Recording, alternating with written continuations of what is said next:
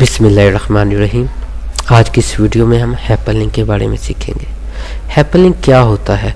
Excel में काम करते हुए में हमने अपनी किसी भी कंप्यूटर में पड़ी हुई फाइल्स को, किसी फोल्डर्स को, किसी पिक्चर्स को, किसी वीडियोस को हमने एक्सेल में किसी चीज़ के साथ अगर कनेक्ट करना है, उन दोनों को आपस में जोड़ना है, तो उसके लिए हम हाइपरलिंक का इस्तेमाल करते हैं। ये एक्सेल में बहुत ही एक अहम फंक्शन है, क्योंकि इसकी मदद से हम अपनी छोटी सी जगह में बहुत ज़्यादा डाटा को मैनेज कर सकते हैं। अब मिसाल के तौर पे यहाँ पे मेरे पास एक छोटा सा रिकॉर्ड है जिसमें कुछ नेम है, उनकी डिपॉजिट्स हैं और जितने उनके अकाउंट्स में डिपॉजिट हुए हैं और साथ में उनका बैलेंस आ रहा है। तो मैं यहाँ पे चाहता हूँ कि यहाँ पे मैं एक हाइपरलिंक का इस्तेमाल करूँ। जैसे ही मैं किसी नाम पे क्लिक करूँ तो उसका जो है उसका तमाम रिकॉर्ड मेरे पास आ जाए कि इस जो है मोहम्मद उस्मान है, तो इसका आईडी कार्ड क्या है, इसकी जो है तमाम डॉक्यूमेंट्स मेरे पास आ जाए। तो मैं कंप्यूटर में किसी भी फाइल को इसके साथ कनेक्ट कर सकता हूँ। दूसरा, मैं एक फोल्डर को कनेक्ट कर सकता हूँ। वो कैसे करना है ये देखें। मैंने इस सेल पे क्लिक किया, इंसर्ट में जाने के बाद मैंने हाइपरलिंक पे यहाँ पे क्लिक करना है। जैसे ही मैंने हाइपरलिंक पे क्लिक किया, मेरे पास ब्राउज़र के अंदर कंप्यूटर्स आ चुका है। यहाँ पे मैंने अपनी फ़ाइल की लोकेशन सेलेक्ट करनी है। मेरे पास देखें यहाँ पे मैंने जाना है अपने जो है मतलूबा लोकेशंस में। मैं यहाँ डी ड्राइव में जहाँ पे मेरा ये डाटा पड़ा हुआ है, मैंने उस्मान डॉक्यूमेंट्स पे क्लिक किया तो ये देखें मैंने यहाँ पे इसको जो है एक फोल्डर के साथ कनेक्ट कर दिया है।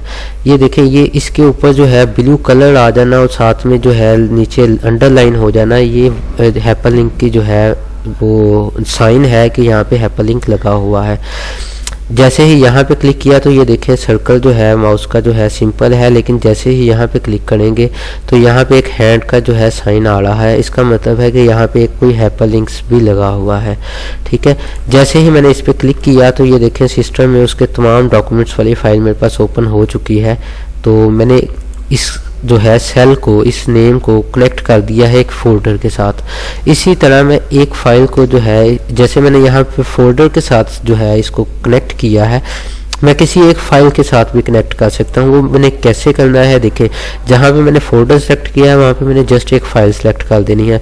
मिसाल के तौर पे ये डिपॉजिट है। मैं चाहता हूँ कि जैसे ही मैं इस पर क्लिक करूँ तो इसकी डिपॉजिट स्लिप सामने आ जाए। तो मैंने यहाँ पे इंसर्ट में जाने के बाद फिर हाइपरलिंक पे क्लिक करना है।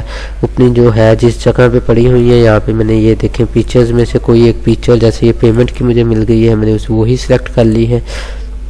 तो ये देखें ये भी ब्लू कलर जो साथ में अंडरलाइन हो चुका है। तो मैंने जैसे ही इस पर क्लिक किया तो ये देखें उसकी डिपॉजिट स्लिप मेरे सामने आ जाएगी। तो ये देखें मैंने यहाँ पे एक फोल्डर के साथ कनेक्ट किया, यहाँ पे सिर्फ एक फ़ाइल के साथ कनेक्ट किया।